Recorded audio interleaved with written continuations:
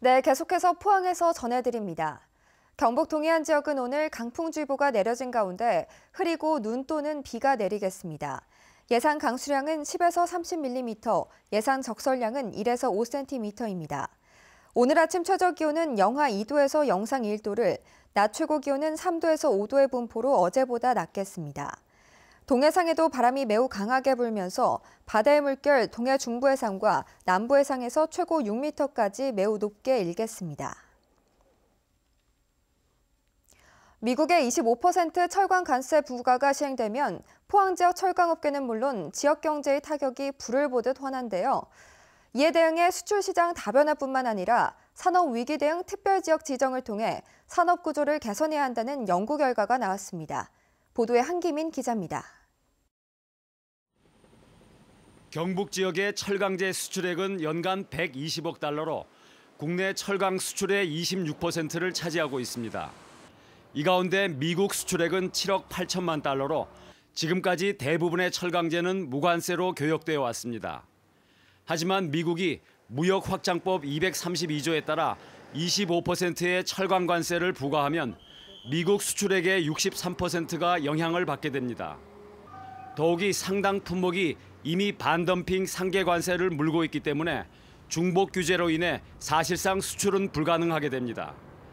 대구경북연구원은 경북 지역 철강 수출은 1,815억 원, 생산은 2,434억 원이 줄고 769억 원의 부가가치가 감소할 것으로 분석했습니다.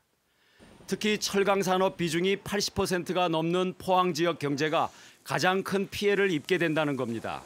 고율 관세로 인해서 강관이라든지 냉영, 강판 등 포항 철강에서 주로 많이 수출되고 있는 제품들의 또 영향이 클 것으로 보고 있습니다. 대구경북연구원은 당장 수출 시장 다변화 등 수출 지원책도 중요하지만 중장기적으로 포항시가 추진 중인 타이타늄 첨단 신소재와 가속기 기반 산업 등을 집중 육성해야 한다고 강조했습니다. 또 지역경제 피해가 우려되는 만큼 포항을 산업위기 대응 특별지역으로 지정해 산업구조를 개선하는 방안도 미리 검토할 것을 제시했습니다. 지정이 되면은 정부 차원에서 금융세제 지원과 동시에 일자리, 기업들의 구조조정 전환 지원과 동시에 주변 지역 상권 활성화를 위한 지원도 동시에 지원이 될 것으로 보고 있습니다. 대구경북연구원은 철강은 우리나라의 기반 산업인 만큼 위기에 대응해 중앙정부와 경상북도 차원에서 산업안정화기금을 마련하는 방안도 고려할 것을 주문했습니다. MBC 뉴스 한기민입니다. 지난달 대구 경북 수출은 지난해 같은 기간보다 줄고 수입은 늘었습니다. 대구세관에 따르면 지난달 대구 경북 수출은 지난해 같은 기간과 비교해 12.7% 줄어든 35억 3천만 달러를 기록했고 수입은 1.4% 늘어난 14억 9천만 달러로 집계됐습니다. 무역 수지는 20억 4천만 달러로 흑자를 기록했습니다. 주요 수출 품목은 전기 전자제품, 철강 금속 제품 등이고 수입 품목은 광물과 철강제, 화공품으로 나타났습니다. 포항상공회의소 경북동부 FTA 활용지원센터는 지역 수출업체를 대상으로 FTA 컨설팅을 무료로 지원합니다. 산업통상자원부와 경상북도가 지원하는 이번 사업은 신청기업의 관세사 등 전문가를 파견해 맞춤형 컨설팅을 지원하게 됩니다. 지원 분야는 초보기업의 원산지 확인서와 원산지 인증 수출자, FTA 사후 검증, 원산지 제3자 확인 컨설팅 등 5개 분야입니다.